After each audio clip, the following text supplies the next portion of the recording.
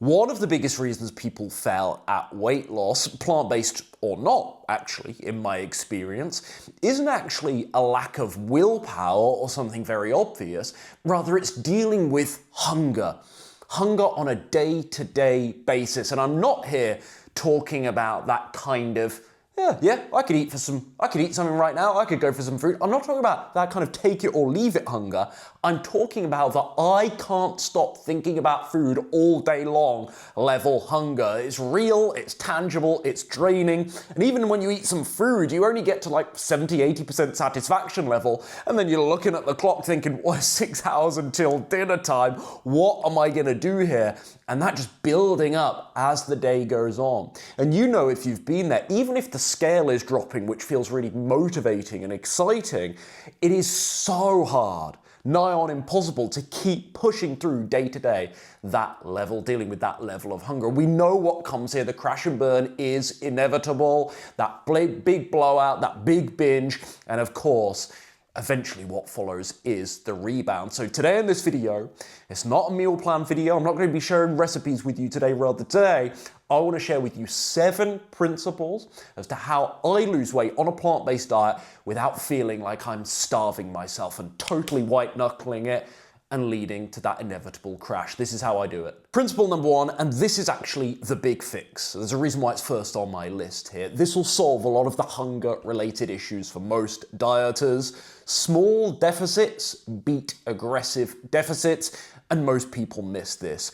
It's anecdotal, but I would honestly say about 9 times out of 10, when I hear somebody report back that they are starving whilst eating a plant-based diet, their calorie deficit, once I crunch the numbers, do a bit of guesstimating with their food reporting, their calorie deficit is far, far, far too aggressive to be sustainable. And yes, they're getting results on the scale, but every single day they're under-eating beyond what they actually need to promote sustainable fat loss. Now, whether you're tracking your calories or not, speed is really the indicator here. And there are some exceptions. If you're starting at over 250 pounds, for example, or actually maybe it's your first week of weight loss and you're undergoing quite a big dietary shift, and therefore maybe that first week or two of weight loss is going to be significantly greater than later on. But generally speaking, if you are losing more than 2 pounds a week, there are some indicators, that's one big indicator, or tell rather,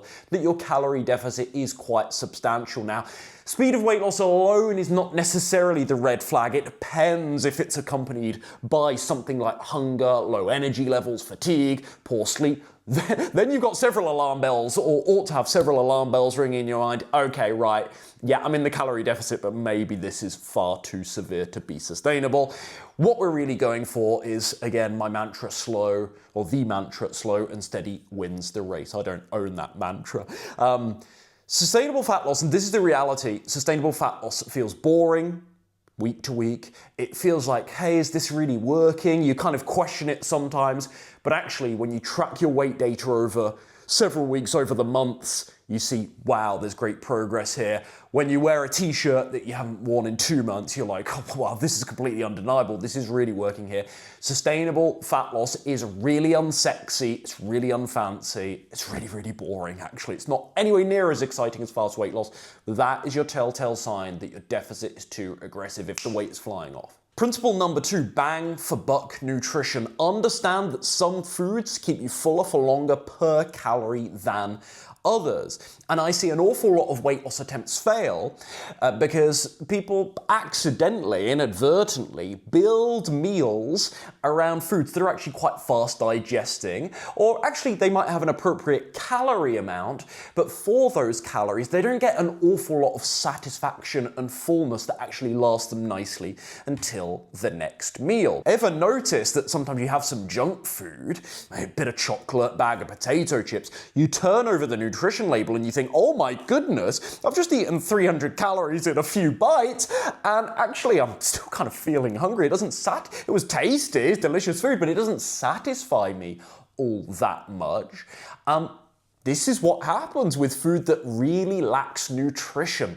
Where there's vitamins and the minerals and the macronutrient ratios of that food, but also one of the big differentiators there is fiber and volume. And so when you start understanding go back to my statement, my phrase bang for buck nutrition, excuse me, when you start understanding that some foods simply offer more bang for their buck in terms of the calories they contain and the satisfaction they output, again, massive game changer here. So in my experience, a meal that's full of volume and fiber, thankfully, like so many whole plant foods have anyway, coincidence, those things actually leave you far more sustained and satisfied per calorie until your next meal. That feels completely different. Principle number 3, extreme macronutrient restriction can also make you incredibly hungry.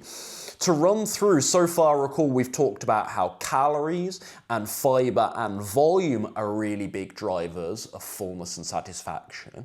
But I find having a decent balance between the 3 macronutrients, carbohydrates, protein, and fat, if you're not familiar, can also really aid in that satiation element. Yes, I've eaten, feels satisfying. I think that's going to hold me nicely to the next meal. That feeling, I've actually observed that being more balanced with the macronutrients can be really advantageous for this. And a mistake I see constantly, subsequently, is people being, again, either intentionally or inadvertently, far too ostracizing, restricting of one particular macronutrient. What you'll typically see is this whole debate on carbohydrates versus fat. Because rightly or wrongly, protein is really agreed on nowadays as an important macronutrient. I'm not saying that's a good or a bad thing. I largely think that's completely overemphasized now. Protein is important, but they're all 3 macronutrients I consider to be very important and bring different things to the table nutritionally. I don't like this idea of saying, I've been very upfront about this, the fat you eat is the fat you wear, and therefore totally eliminating lots of nutrient-rich, ultra-satisfying, fat-rich plant foods such as avocado, nuts, seeds, tahini, olives, tofu, so on and so forth. I think these can all ought to be, not just they can be, but they actually should be part of a healthy, balanced, and weight loss-friendly diet. And so I'm not anti-carb, I'm a bit diplomatic. I'm not anti-carb, I'm not anti-fat, I'm not anti-protein. Yes, different considerations are required with all 3 of them, and I don't believe in the total equalizing of every meal in your diet with all 3 of those macronutrients to roughly the same. That's not necessarily what I agree with. But I also simultaneously don't agree that any one of them is responsible for a lack of weight loss and therefore needs to be completely kicked out. Not one of them is the cause of obesity and therefore needs to be completely kicked out. Your diet, the high-carb plant-based dieters on one hand are saying, again, the fat you eat is the fat you wear, fat is the problem. Then you've got the ketoers at the other end of the spectrum that are saying, no, it's carbohydrates that are the cause of the obesity. I think both groups are equally wrong. And I think calories being the main driver of success on the scale, but beneath that, having a structure that allows you to have all 3 macronutrients to a reasonable degree for you and your goals personally, that really can aid in satisfaction as well. Principle number 4, whilst there are time-tested rules to feel satisfied whilst losing weight, I'm sharing plenty, I hope, with you here today. Hunger to a degree is also quite personal, and you really want to make an effort to learn your foods, which you will naturally do by being relatively self-aware and observing these things over time. There are just some foods that hit the spot more so for some people. And for me personally, even after all these years and the level of self-trust that I've built around maintaining and controlling my weight nowadays, I still don't really bother often buying something like peanut butter and keeping it in the house, because the satisfaction I get for a tablespoon, a level tablespoon, 90 calories worth or so of peanut butter, is nothing versus a bit of hummus or even a nice natural jelly or jam that I might spread on some bread instead of the peanut butter. And so just knowing what really hits the spot for me has been fantastic, been really, really beneficial to controlling my weight over the years, whether that's in a weight loss phase or now in weight maintenance for me. That has been amazing. Other examples for me personally, weirdly, I actually feel more enjoyment and satisfaction on the same amount of calories of white rice than I do brown rice. Just hits the spot for me. Equally, potato I actually find far more filling, as a lot of people report, and satisfying than rice. Again, even if the calories are equalized because of all the volume that potato contains. There are some fruits, for example, mango. You can give me like 5 mangoes, I'll eat them in about 10 minutes, no problem, and there's 600, 700, 800 calories maybe down the hatch like that. Give me the caloric equivalent of apples, and I'm getting 200 calories in, maybe 2 large apples, and I'm done. I'm like, no, I'm stuffed. Way more than the 800 calories of mango, seriously. So yes, it's the calories. Yes, we can think about fiber, everything else we've covered so far, the balance of the macronutrients. Also understand that you probably have some personal preferences about what hits the spot best for you. Learn those things, and as best you can, avoid the things that just feel like you're filling up an empty void, even if they're really healthy foods. Principle number 5 is the controversial one. Exercise can actually make hunger far worse. You've heard me say this if you've been following me for some time here. I generally speaking believe that less is more at a certain level with exercise. Now, I'll never say that to an exercise beginner.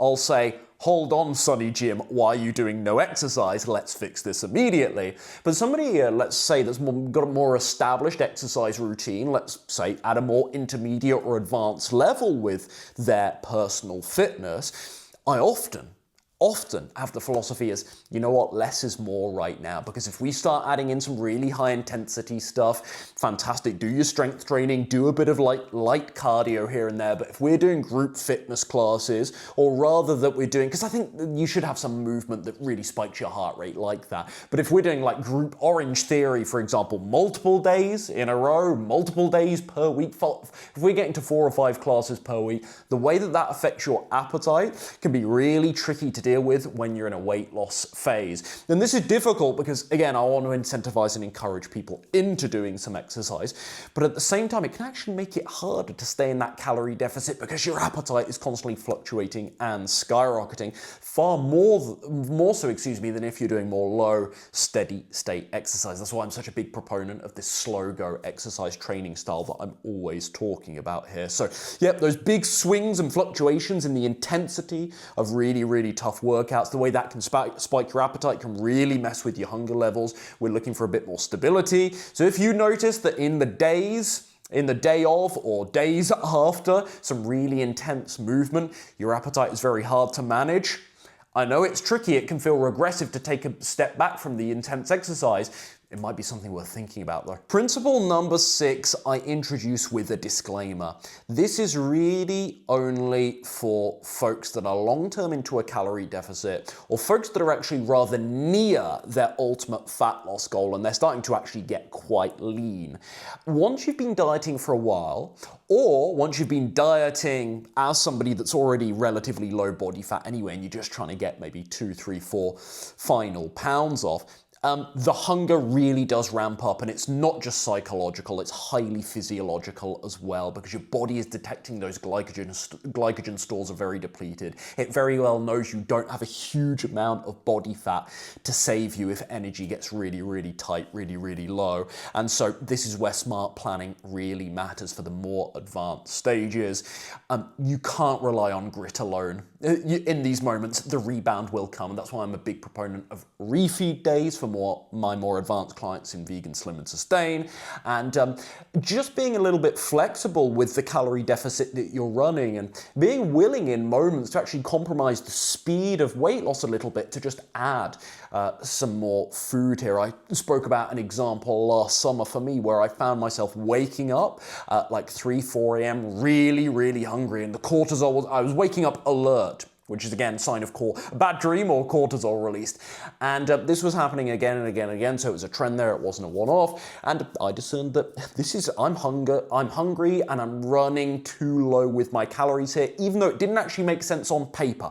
Didn't make sense on paper. I'd eaten 2,600 calories yesterday. I didn't do loads of exercise by my standards. Why am I waking up at 3 a.m. absolutely starving?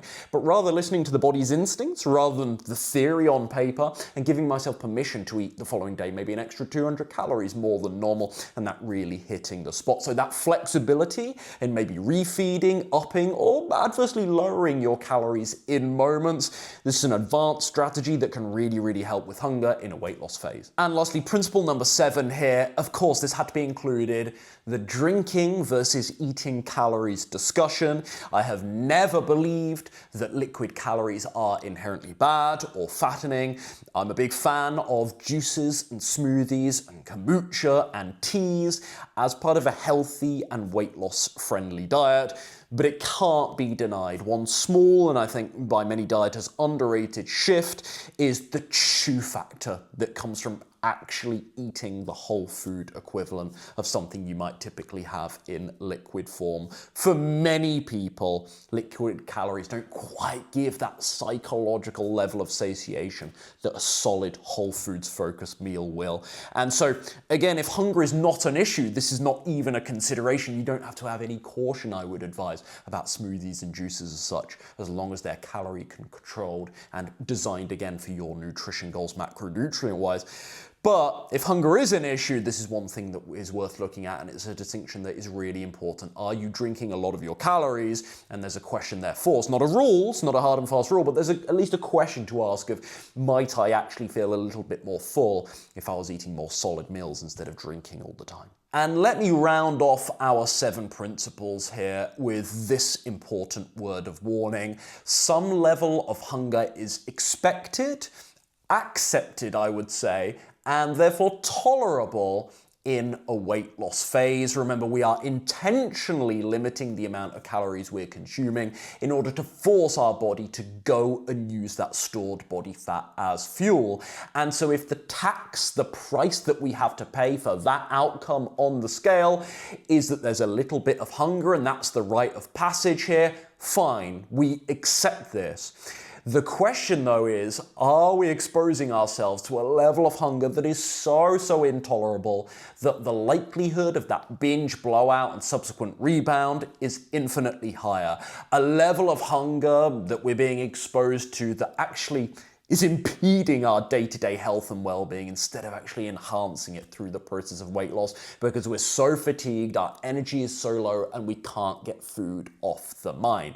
That's what you need to plan for. The goal here is not to totally eliminate hunger, but to agree upon what's the level of hunger that I, as the weight loss client, am willing to tolerate, what am I not willing to tolerate, what is really disruptive to me, and then of course, strategically planning your nutrition to minimize as much as you likely can that possibility of the hunger-related rebound. And if all of that resonates, but you are sick and tired of restarting weight loss every time the hunger takes over, this is exactly what I help my clients with inside Slim and Sustain.